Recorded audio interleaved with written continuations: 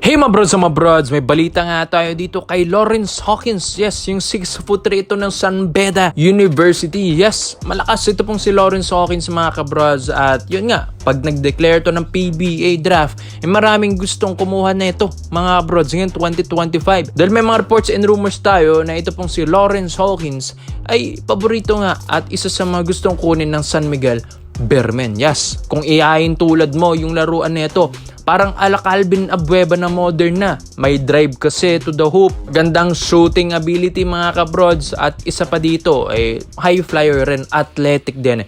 Ito pong si Lawrence Hawkins. Kaya ang bilis na ito. Lumipad din mga kabrods. Bigla-bigla ka na lang tataktakan na ito. Dadakdakan mga kabrods. Pwede magpa-draft sa PBA dahil fill-am nga. Ito pong si Lawrence Hawkins. Matangkad-tangkad din.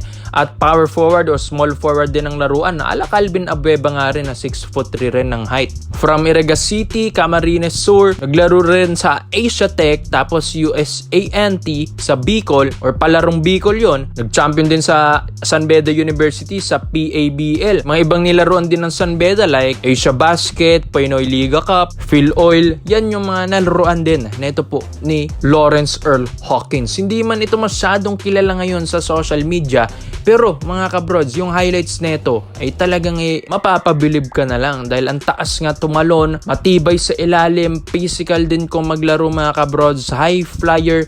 Yung depensa pa nito, yan ang kinaganda kay Lawrence Hawkins. Yung depensa nito mga brods ay maganda. Talagang tatapalin ka nito. Kumbaga talagang Calvin Abuevang laruan nito mga kabrods na modern na at bata pa, 21 years old lang ito mga kabrods at ang dami pang room for improvement ito. Kaya nakaabang ito pong San Miguel Bearmen dahil 21 na ito. Eligible na rin naman ito magpa-draft ng PBA kung matatapos na rin niya yung kanyang termino na dyan sa San Beda University mga kabrod. So malakas ito kung kukunin man ito ng SMB dahil ang laking tulong nga rin nito. At kung sa laruan lang sa posisyon ay pwedeng itong gawin small forward or shooting guard ng SMB. Dahil shooting din naman ito pong si Lawrence Hawkins, hindi rin basta-basta ito. Kumbaga sinabi ko nga, modern Calvin Abueva na ito. Magandang handles, magandang shooting. Pwede pa maging point guard dahil straight din to the hoop ang dribbling na ito mga kabrods. Napanood ko rin yung highlights na ito. Ang ganda rin ng ball handling skills na ito. Unlike nga daw kay Calvin Abueva. Well, malakas talaga ito pong si Lawrence Hawkins. Hindi lang masyadong na-hype ngayon sa social media. Maski ngayon Andre Ogadan na hype lang. Ang bilis nun mga kabrods.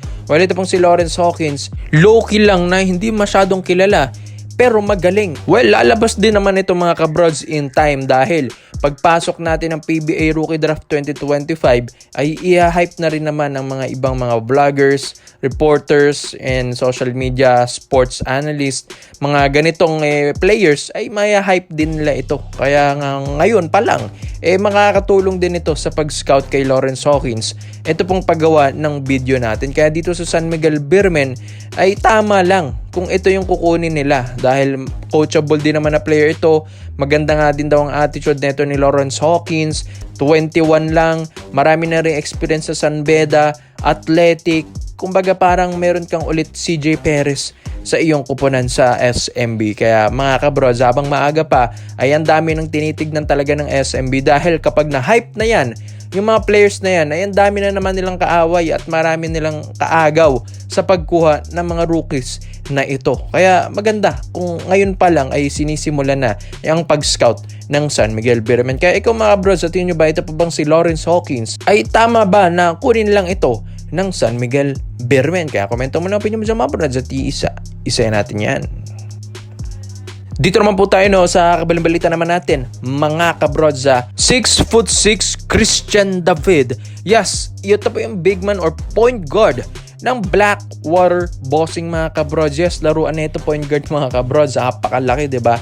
Pero ang laruan naman niya at posisyon niya na ginagawa sa Blackwater Bossing na nalaglag na ngayong elimination round, parang small forward or shooting guard din. At ang kagandahan dito kay Christian David ay malaki na, may shooting pa. Ngayon, may mga reports and rumors tayo ngayon mga brods sa Barangay Nebra San Miguel dahil nga gusto nila sa pagpasok ng playoffs, gusto nila ma-secure na ito pong lineup na malakas talaga ang puwersa ng Ginebra. Kaya gusto nilang kunin ito po si Christian David na nasa Blackwater Bossing. Ay alam din naman natin na kayang-kaya nilang makipag-negotiate dyan. Troy Rosario nga from Blackwater, nakuha din nila yan, di ba mga kabrods? Kung si Troy nakuha nila, paano pa ito pong si Christian David na second superstar din ng Blackwater Bossing dati.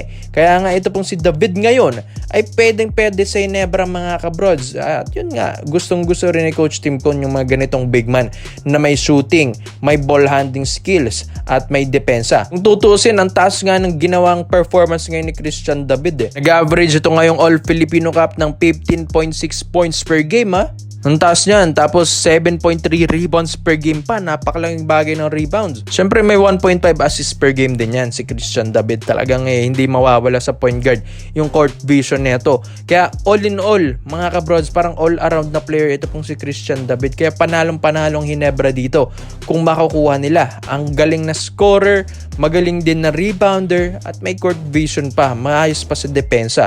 Kumbaga lahat na nasa kanya, kukunin mo na lang talaga. Siyempre, onting kalabit mo lang dyan sa Blackwater, papayag at papayag na yan pag nilagyan mo under the table.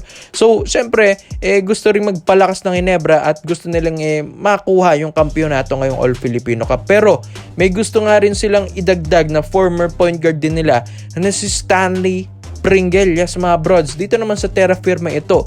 Alam din naman natin na laglag na rin yung Terra Firma at gusto nga nilang i-add sa kanilang lineup ito pong si Pringle. Pero kailangan nilang makipag-trade dito katulad ng kay Christian David. Sino kaya ang iti-trade nilang mga kabrods? Pero kung bigyan mo under the table ay pwede na. Ito po kasing si Stanley Pringle, mga kabrods, marami ng kampyonatong naibigay rin ito sa Barangay Ginebra San Miguel. Parang pinagsisihan nga din nila na binigay nila si Pringle. Pero okay naman si Stephen Holt na pumalit sa kanya. Pero iba pa rin yung Pringle na may experience sa Ginebra at alam na rin yung sistema ni Coach Tim Cone at alam na rin kung paano manalo dito sa championship run ng Barangay Ginebra San Miguel. Kaya pwede kung kukunin din nila si Stanley Pringle, additional point guard din dito sa Barangay Ginebra San Miguel. Yes, ang dami ng malalakas na point guard sa Ginebra pero iba pa rin yung veterano na eksperyensado at meron ng kampyonatong naiambag sa iyong kupunan. Kaya nga maganda kung i-add nila ito pong former scoring champion na ito na si Stanley Pringle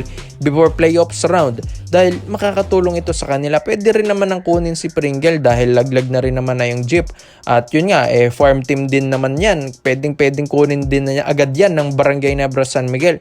Kaya mga kabrods, magandang additional ito sa Barangay Ginebra San Miguel.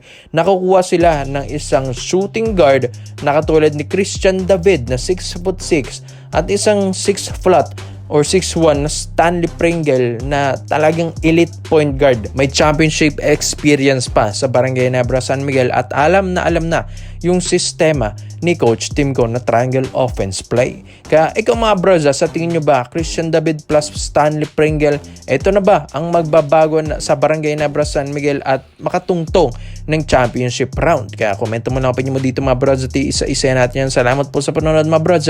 This is Kings Basketball. Yun lang. I'm out.